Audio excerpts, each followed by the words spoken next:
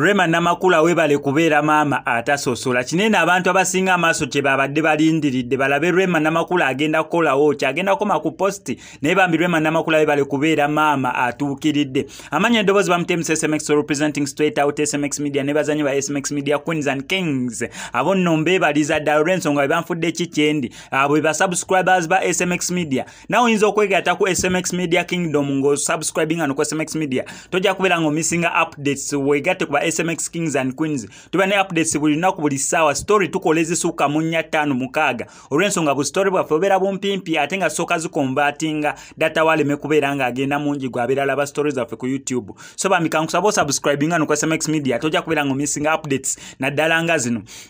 birthday Maya Musuuza yaliwo neera daddy we Eddie Kenzo n'amukolera birthday nungi omwana yenna ow'emyaka 10 gye yandisuubidde mbonera gye yandiyagadde kale okubeera nga havinga taata n'atuuka n'okwekulirira wansi mu ttaka asanyusa omwana ne bagenda mu byesuubo ne bakola babita batya ziplining sibimanyi nnyo kubanga sibigendangamu ne balinnya biki ebyo byonna byonna kale bye baakola mwabiraba ebifaananyi nga bwe mwabiraba so that omwana havinga fun feeling special kwolwo olunaku lwe nero lwamala olweggulo lwakwake bagisala kiro mwatulemesa mukaawo katini wadde ffe tuli balugamu keke mwagisala kiro ne basala keeki bulungi nnyo Eddie Kenzo nga waali Maya nga waali n'emikwano gya Maya nga weegiri kati abantu ne bagamba Rema Namakula akomye ku posti yokka omwana we biki bikoze bitya yes wadde si yamuzaalira ddala naye still asigala mwana olw'ensonga bagatta taata ate neera ono Maya muganda wa Mal Musuuza taata y'omu wadde bamama baawukana mukitegeera bulungi ensonga eyo so bambi Rema Namakula yamaze na invitinga Maya Musuuza over the weekend chejukire birthday aliwo ddi teyaliwo lwakutaano yaliwo lwamukaaga either lwakuna oba olwokutaano kubanga from lwakuna ninkola stories okulokutaano nenzikolako then awe watyo then ye amazina mu inviting over the weekend nero olunaku lwabadde lwa Sunday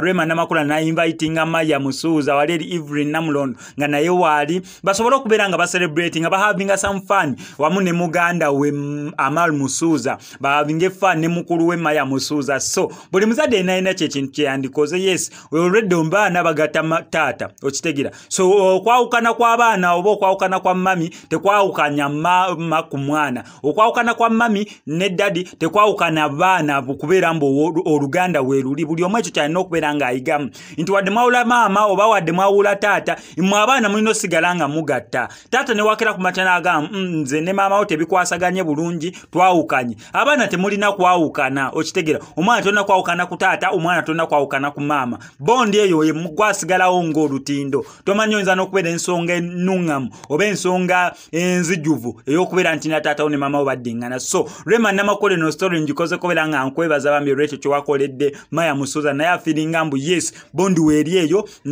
wamu ne muganda we Amal Musuuza so Rema Namakula ebale nnyo webadire ddala gwayagadde story yaffe gye tukoze bamika nkusaba subscribing ano ku SMX media tojja kubeera ng'omisinga updates okubira ddala mu entertainment industry wano mu ggwanga erya Uganda. SMX sign out.